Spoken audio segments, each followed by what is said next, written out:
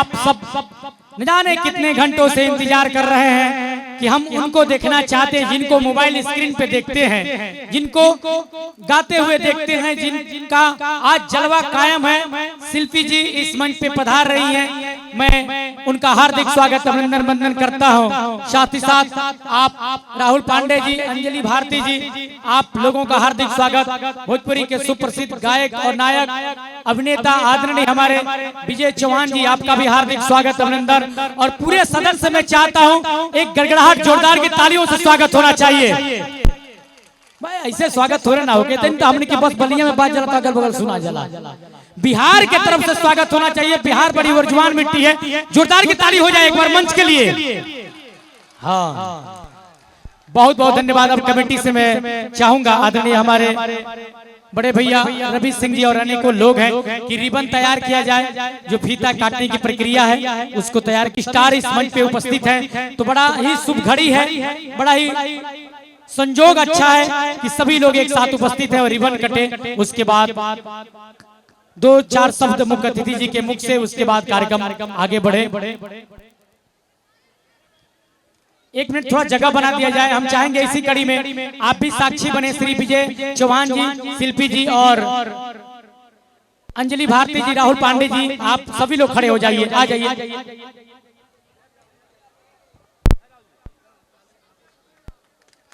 जोरदार की तालियां। मंच का शुभारंभ एक भारत संस्कृति के अनुरूप, ये भारत की सभ्यता है, संस्कृति है। कोई भी कार्यक्रम होता है तो उसका हम रिबन काटकर शुभारंभ करते हैं। अभी इस मंच का शुभारंभ हुआ, अब ये मंच सफल होगा क्योंकि अतिथि ऐसे थे और कलाकार लोग ऐसे हैं कि आज बड़ा ही संजोग अच्छा है कि अच्छे लोगों का दर्शन हुआ कमेटी के द्वारा।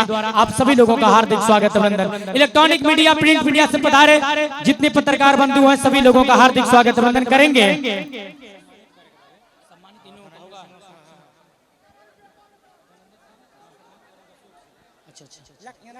हाँ, 5 मिनट का और समय आप सबके बीच। उसके बाद कार्यक्रम का आनंद आप सब लेंगे। अभी थोड़ा स्वागत का कार्यक्रम चलेगा। परम श्रद्धेय आप श्री विजय चौहान जी को मैं आमंत्रित करूंगा। मां के चुनरी से, मां के प्रसाद से स्वागत होने जा रहा है। आदरणीय आप श्री सोनू सिंह जी, श्री विजय चौहान जी का स्वागत कर रहे हैं मां के चुनरी से, मां के प्रसाद से। पूरे सदन से मैं चाहता हूं जोरदार की तालियां बजाकर स्वागत करें।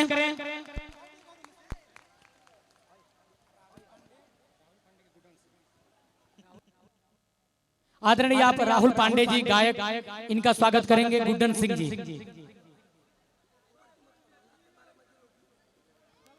राहुल पांडे जी का स्वागत हो रहा है, गुड्डन सिंह जी कर रहे हैं। इनके बाद अब हम आमंत्रित करेंगे भोजपुरी की सुप्रसिद्ध गायिका आप शिल्पी राज जी का स्वागत करेंगे रवि सिंह जी।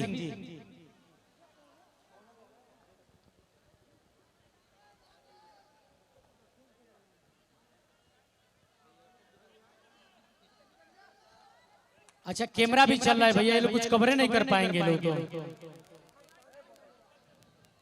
इनके बाद अंजलि भारती जी हैं, हम चाहेंगे आप आए।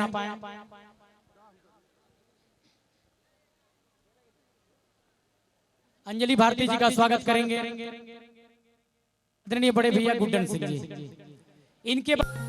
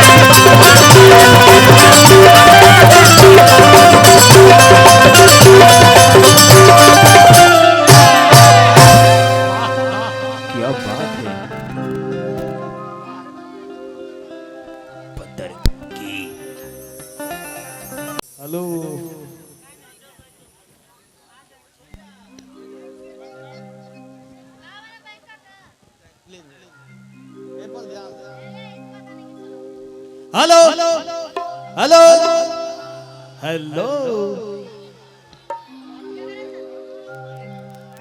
हेलो चेक एकरा के उठाइए के रखे के बाद कैसे कि पहले से तनी मनी फिर कोड रुकल रुकल नु कोडवा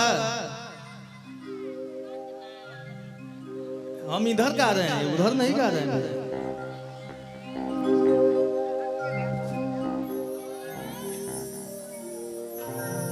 चलिए आज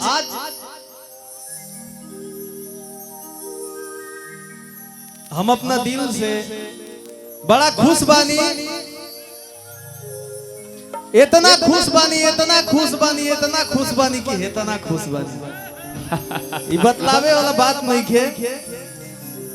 आज अपना प्रखंड में अपना गांव में अपना क्षेत्रवासी के समक्ष विजय चौहान के आमंत्रित कइल गइल एकरा खातिर हम सदा आभारी रहब अनुरोध भी करब हिरोवा सब बार बार हमरा के बताएं। सबसे पहले तमाम भोजपुरी के जाने वाला सुने वाला पहचाने वाला प्यार करे वाला हमनी के प्यार करे वाला तमाम चाचा भैया माता बहन बड़ बुजुर्ग सबके मंच में विराजमान जितना भी अतिथि गण बा सबके और साथे साथे एक मधेशिलापुर के पावन पवित्र धरती के हम विजय चौहान नतमस्तक प्रणाम करता है। एगो ताली बजा के आशीर्वाद दे दी सब।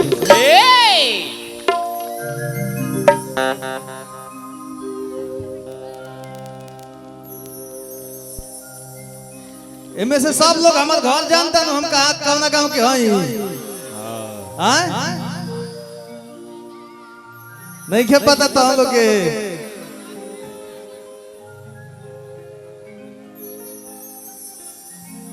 गइला तू तानी के फील्ड में गइल बड़ा लोग लगाता मैच देखे। चली हमार घर यही प्रखंड के खरदरा नोनिया टोला गांव में बा हेती चुकी रहनी तब से हमरा गांव के लोग हमरा क्षेत्र के लोग हमरा के बड़ा सपोर्ट कैले बा अरुआ लोग के प्यार आशीर्वाद से आज विजय चौहान के भी 1-2 लाख लोग तो जरूर जाना था। जितना भी यूट्यूबर भैया लोग बा सबके हमार सादर प्रणाम बा आशीर्वाद के कामना बा काहे से कि रउआ लोग आशीर्वाद दे देबो तो छोटा हनो लइका बड़ हो जाए। सही बात बा। म्यूजिशियन टीम के सब भैया जितना भी लोग बा सब भैया के स्वागत बा। सूर संग्राम विजेता राहुल पांडे जी, सुपरस्टार गायिका शिल्पी राज जी, सुपरस्टार गायिका अंजलि भारती जी, हमार भाई रवि सिंह, सोनू भैया सबके स्वागत बा। विनोद भैया कहाँ बनी जी आई है आई आज दिल के बात कहिए दी यहाँ के विनोद भैया विनोद बिहारी जी जब हम हेतहक रहनी छोटा रहनी तो हसन पूरा साइकिल से चल जाई और मेरा गायक लोग के कतार लागल रहे यहाँ के स्टूडियो में हम उजा चल जाई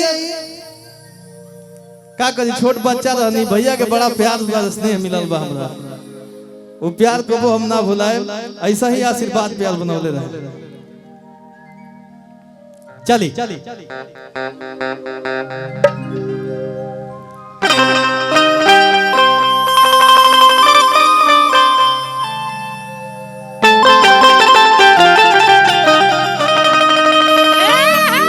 गुडू